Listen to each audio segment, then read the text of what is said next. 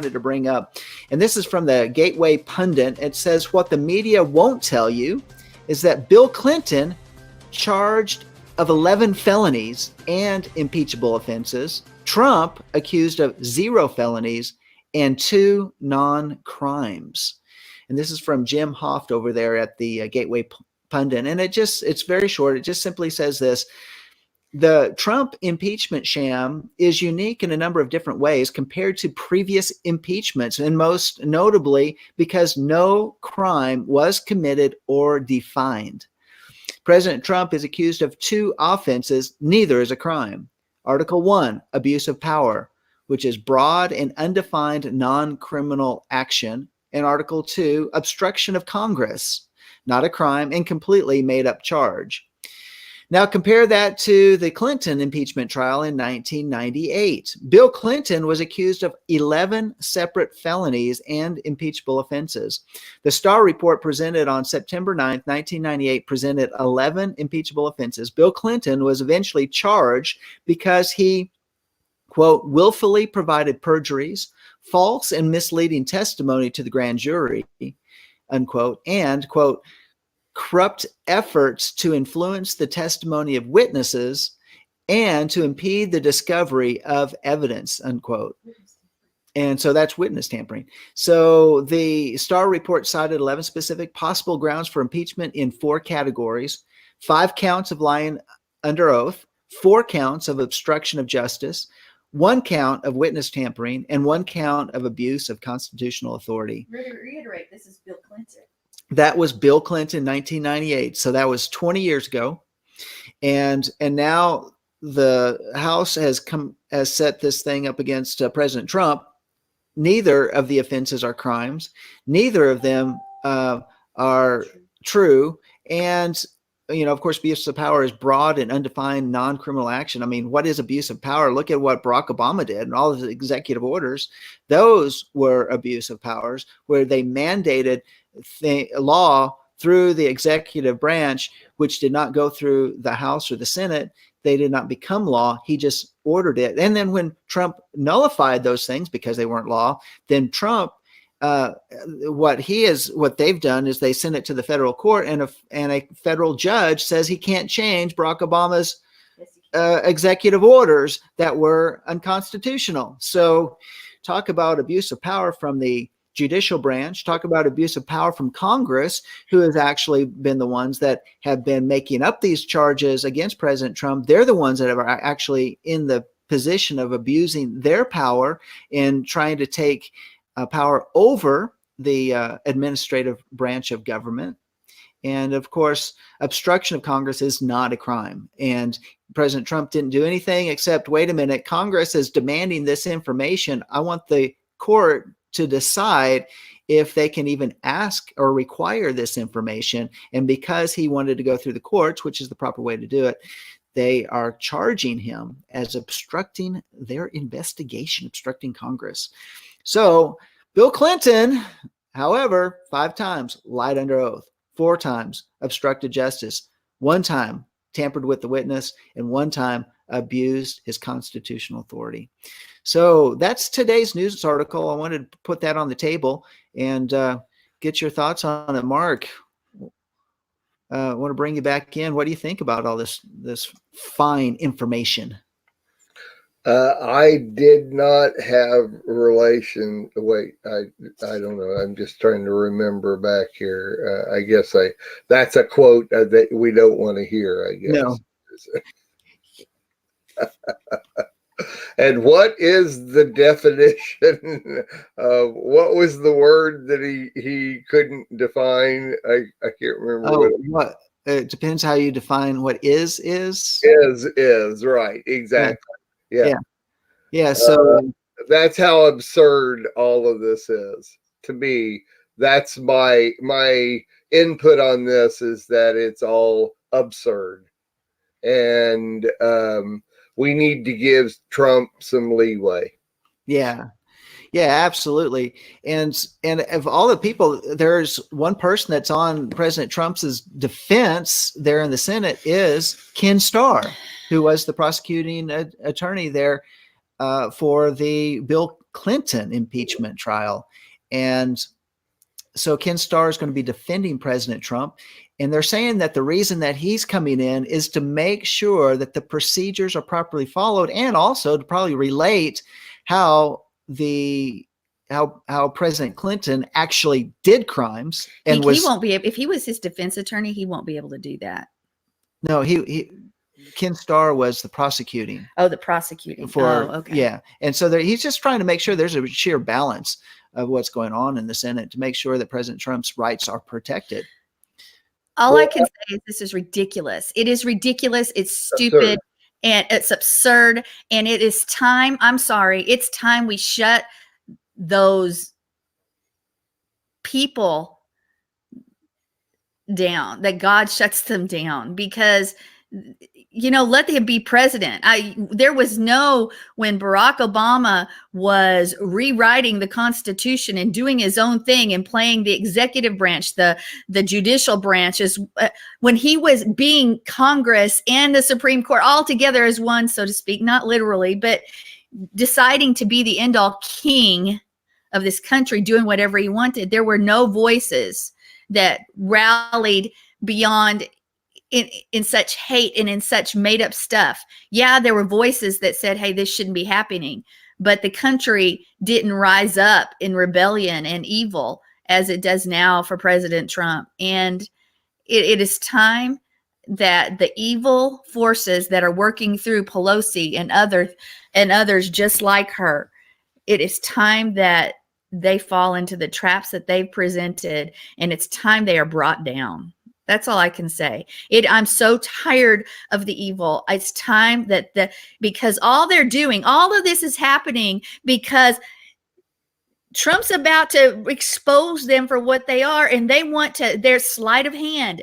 If I can get you to focus here, then what I'm doing over here is okay. It is time. As you said many times before, how do you make millions and millions of dollars when you're on a salary of XXX all of a sudden when you go to Washington? Yeah. It's not illegal for them to have insider trading in Washington.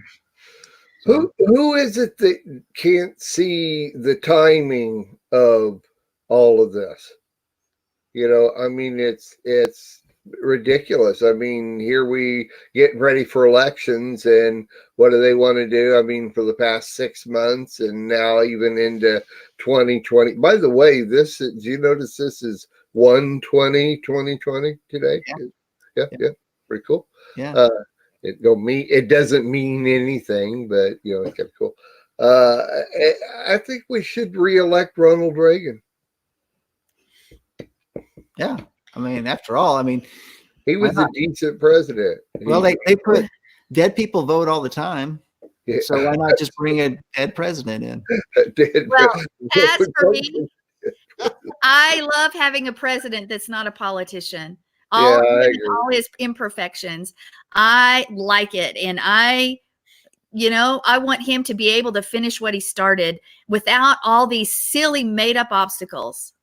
Well, the next question is this: has it been orchestrated to where the timing with Nancy Pelosi holding back on the sending the impeachment over to the Senate to the point it was delayed to where it was released this last week to where the trials begin this week, which would happen to coincide with the pro-Second Amendment rallies going on today in Virginia, to where there is a possibility, and they're just saying this, multiple people are saying, I think it was all over the mainstream media, where they're talking about that this whole event could go awry. There could be false flags going on. There could be people shot, killed. Well, that's why we pray. Riots we're praying. Yeah, we're praying. That doesn't happen. Yeah, right. But that this thing could really blow up out of proportion to where the left will say, oh, see how evil the right is and all this sort of thing, when they're the ones that instigate it.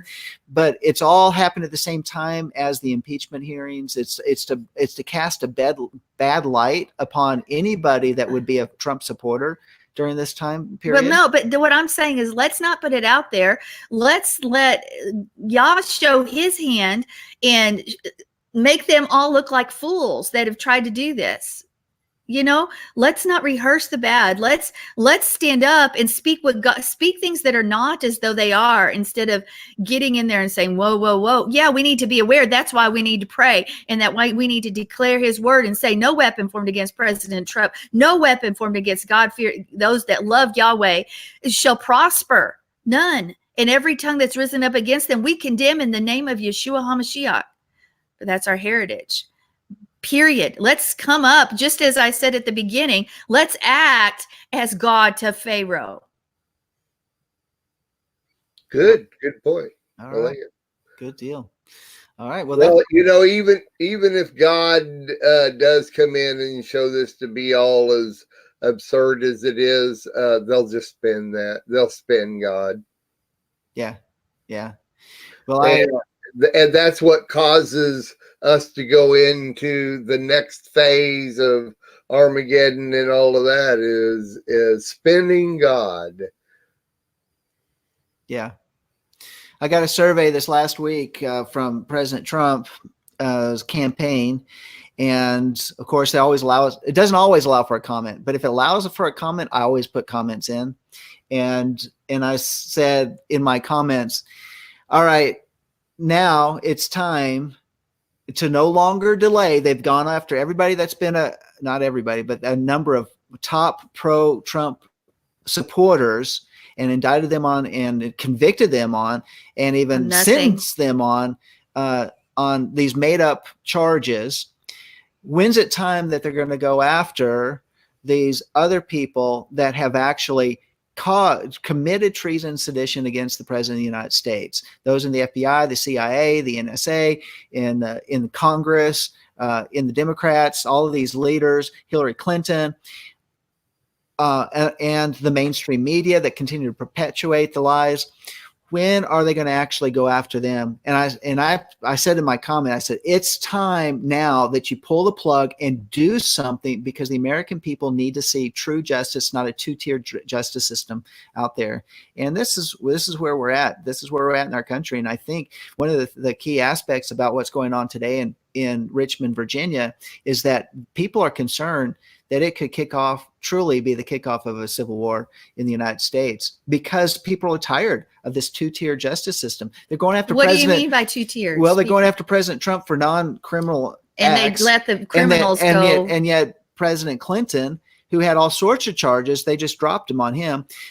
Hillary Clinton, who had over 33,000 emails that were, many of them were, they were all on her server to other countries. They're on her server, and they were classified that she had on her server, that she was allowing people to get into her server to get those emails, passing on state secrets, selling 20% of the nation's uranium to the Russians, and all of this. Why aren't people like this being brought up on charges? Why are these things being swept under the rug? Why are they saying that these are non-issues? And yet someone forgets exactly the details of what happened sometime during the Trump campaign, and they're being charged with lying and being thrown into prison for up to 20 to 50 years, like what's for happened. Nothing. Yeah, for what's they want to do to Roger Stone. Didn't get quite the facts straight, so they said he was lying. And so why this two-tier justice system? Why are they going after these people? And it's time for true justice to take place within the swamp here in the United States. And I call the swamp people. The swamp people are those that are just muck and mire, full of corruption. So anyway, there you go. Well, that's my 2 cents. Amen.